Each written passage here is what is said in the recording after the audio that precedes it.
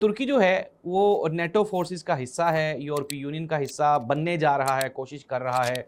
और तुर्की की ये ख्वाहिश है कि वो यूरोपीय यूनियन में अपनी स्पेस क्रिएट कर ले, जगह बना ले। ईरानी बहरी जहाज़ है, ये ईरानी बहरी जहाज़ भारत में कुछ फ़ौजी मशकें हो रही थी और वहाँ पे ये जंग के लिए नहीं गया हुआ था, ये फ़ौजी मशकों में पार्टिसिपेट करने के लिए वहाँ पे ये गया हुआ था। समंदर में, ज़मीन पर और फ़िज़ा में जंग जारी है और ये जो जंग है अब तक की जो एक आप ये कहें कि इंतहाई मोहतात अंदाजे के मुताबिक 1000 से ज़ायद ईरानी, इनमें से जो मैक्सिमम है 980 के करीब, वो शहीद हो चुके हैं। इसराइल और अमेरिका कोशिश कर रहे थे कि कोई ज़मीनी इंटरफेरेंस होगी, तो हौसियों ने और जितने भी अलहदगी पसंद ग्रुप्स हैं टिल नाउ, आज के दिन तक उन्होंने ये कहा है कि अभी तक हमारा कोई भी प्लान नहीं है कि हम ईरान के खिलाफ कोई सरहदी तोड़ फोड़ का हिस्सा बने। नाज़रीन, मैं हूं जाहिद अब्बास नकवी, आप देख रहे हैं हमारा सोशल मीडिया चैनल। आपसे रिक्वेस्ट है कि मैं सब्सक्राइब करें और अपने कमेंट से ज़रूर आगाह करें।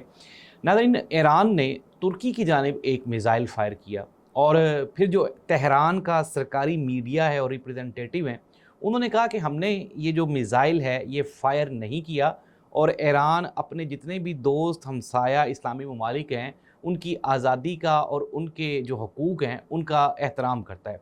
नाज़रीन, अगर ये ईरान ने मिसाइल नहीं फायर किया तो फिर ये मिसाइल तुर्की के ऊपर किसने फायर किया, ये एक बहुत बड़ी कहानी है। आइए इसका पता चलाते हैं।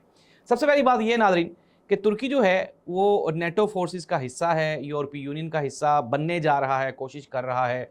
और तुर्की की ये ख्वाहिश है कि वो यूरोपीय यूनियन में अपनी स्पेस क्रिएट कर ले, जगह बना ले। इसी वजह से नेटो का भी वो हिस्सा है। लेकिन नाज़रीन, तुर्की के जो सदर रजब तैयब उर्दवान हैं, उन्होंने ये वाज़े तौर पे कहा था कि इस पूरी की पूरी जंग में तुर्की बिल्कुल भी अमेरिका या इसराइल का साथ नहीं देगा, बल्कि हम लोग जो ईरान के ऊपर हमला हुआ है उसकी खुले अल्फाज में मजम्मत करते हैं।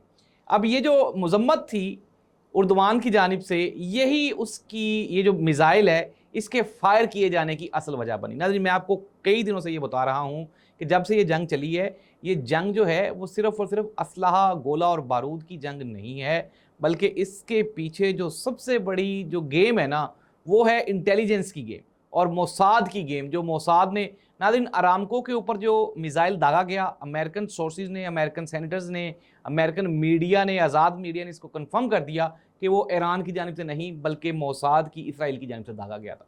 सिमिलरली तुर्की की जानिब ये जो मिसाइल दागा गया है, ये भी ईरान की जानिब से नहीं दागा गया और अब ये खुल के मौक़िफ़ सामने आ गया और तेहरान ने इसकी तस्दीक कर दी। उन्होंने कहा जी कि बिल्कुल भी नहीं, हमने ये मिसाइल बिल्कुल भी नहीं दागा। अब नाज़रीन, दूसरी अहम खबर, एक इंतहाई अफसोसनाक वाक़या। कल जो ईरानी बहरी जहाज़ है, ये ईरानी बहरी जहाज़ भारत में कुछ फ़ौजी मशकें हो रही थी और वहाँ पे ये जंग के लिए नहीं गया हुआ था, ये फ़ौजी मशकों में पार्टिसिपेट करने के लिए वहाँ पे ये गया हुआ था। और जब ये बहरी जहाज़ वापस आ रहा था भारत से, जब ये वापस आ रहा था तो श्रीलंका के मुकाम पे इसके ऊपर अमेरिकन बहरी बेड़ों ने हमला किया और इस दौरान 160 के करीब जो मासूम जो बहरी इनके ऑफिसर्स थे वो शहीद हो गए। और नाज़रीन, ईरान ने इसके ऊपर शदीद एहतजाज किया और उन्होंने ये कहा कि जी ये जंग का हिस्सा नहीं था और हमें बग़ैर ख़बर दिए गए हमारे बहरी बेड़े के ऊपर इन्होंने अटैक किया। नाज़रीन, श्रीलंका की जो बहरिया है उन्होंने कई ज़ख्मियों को वहाँ से रेस्क्यू किया और उनकी जान बचाई। नाज़रीन, अब एक सवालिया निशान कि भारत इस गेम में कहाँ खड़ा है। अमेरिकन जो मीडिया है वो ये कह रहा है कि अमेरिका जो भारतीय बहरी अड्डे हैं उनका इस्तेमाल कर रहा है, जबकि भारत ने उन्होंने इसको तरदीद कर दी। उन्होंने कहा नहीं, बिल्कुल भी नहीं, इस तरह की कोई हकीकत नहीं है। नाज़रीन, हकीकत है क्या, आइए इसका भी पता चलाते हैं सबूतों के साथ।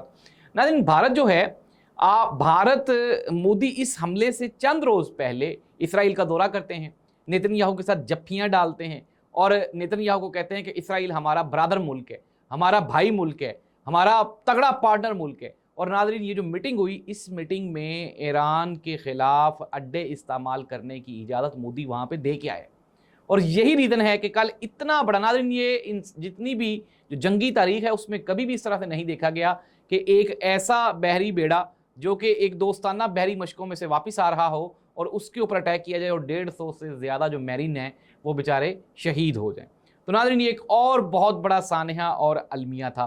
नाज़रीन, बहरीन, कतर, दुबई और सऊदी अरब, इन्होंने एहतजाज किया है और कहा है कि ईरान को चाहिए कि वो जो उनके हमसाया ममालिक हैं उनके हकूक़ का तहफ़्फ़ुज़ करे اور ان کے حقوق کی پامالی نہ کرے، اور جس طرح سے ہمارے اوپر حملے کیے جا رہے ہیں اس سے باز رہے۔ ایران نے اس کا جواب دے دیا اور انہوں نے کہا کہ ایسی کوئی بھی سرزمین جو ایران کے خلاف استعمال نہیں ہوگی اس کے اوپر ایران بالکل بھی اٹیک نہیں کرے گا۔ ناظرین، آج اپروکسیمیٹلی جنگ کا کوئی 8واں روز ہے، اور اس کے علاوہ بری، بحری اور فضائی تینوں محاذوں پہ، یعنی کہ سمندر میں، زمین پر اور فضا میں جنگ جاری ہے۔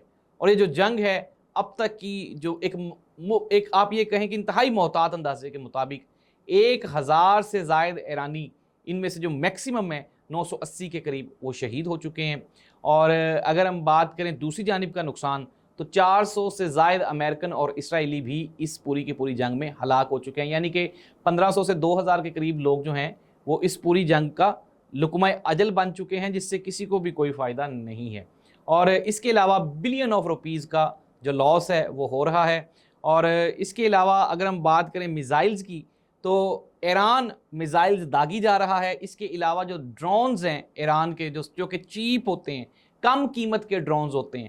ناظرین، یہ جو ایک ڈرون ہے یہ میکسیمم جو ہے $50,000 میں یہ تیار ہو جاتا ہے، ایرانی ڈرون، اور اس کو انٹرسیپٹ کرنے کے لیے اپروکسیمیٹلی 4 سے 5 ملین ڈالر کے جو انٹرسیپٹر میزائلز ہیں وہ اس کو روکنے کے لیے استعمال ہوتے ہیں، جس کی وجہ سے امریکہ اور اسرائیل کے پاس یہ جو انٹرسیپٹر میزائلز ہیں ان کی شدید قلت ہو گئی ہے۔ ناظرین، وہاں پہ دوسری جانب امریکہ میں ڈونلڈ ٹرمپ کے خلاف نیو یارک میں ایک مظاہرہ ہوا، جس میں نیو یارک کی عوام نے یہ مطالبہ کیا کہ یہ اسرائیل کی جنگ ہے تو اس سے امریکہ کو دور رہنا چاہیے۔ تو ناظرین، یہ تھی اب تک کی جو ہیپننگز ہیں۔ کنکلوژن، جنگ ابھی جاری ہے، جس طرح میں نے آپ کو کہا تھا کہ it will take a long time. اب یہ جو ہے یہ اپنی مرضی سے رکے گی۔ دوسری جانب جو اسرائیل اور امریکہ کوشش کر رہے تھے کہ کوئی زمینی انٹرفیرنس ہوگی، تو حوثیوں نے اور جتنے بھی علیحدگی پسند گروپس ہیں ٹل ناؤ، آج کے دن تک انہوں نے یہ کہا ہے کہ ابھی تک ہمارا کوئی بھی پلان نہیں ہے کہ ہم ایران کے خلاف کوئی سرحدی توڑ پھوڑ کا حصہ بنے۔